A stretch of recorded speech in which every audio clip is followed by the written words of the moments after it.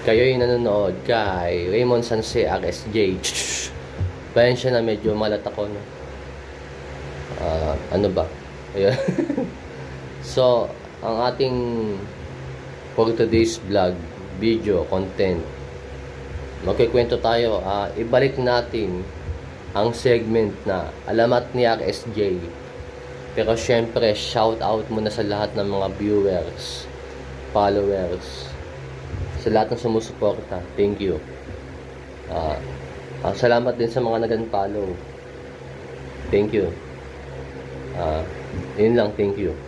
So, dumako na tayo sa ating segment na RSJ's alamat ni RSJ. At ang segment na yan ay inihatid sa atin ng halaman na nangyayakap habang nagbubuga ng lason sa mukha. Nabibili na yan nationwide. Drink responsibly. Ayun. Nationwide na yan. Mabibili sa inyong suking tindahan. So, yan. May sponsor na tayo.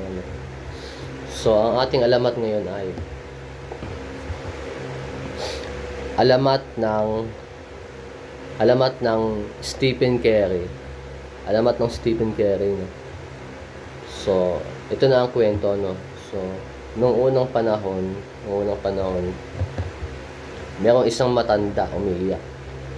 Umiiyak yung matanda, no? Kasi nalulungkot siya. So, sabi ng matanda, yung mga anak ko, nakalimutan na ako ng mga anak ko, hindi ako dinadalaw. Sana makita ko na sila. Tapos, after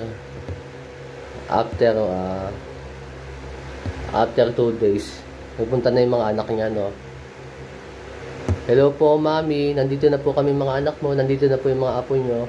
So, nagsaya sila. Nag-celebrate sila, no? So, maraming pagkain, maraming handa.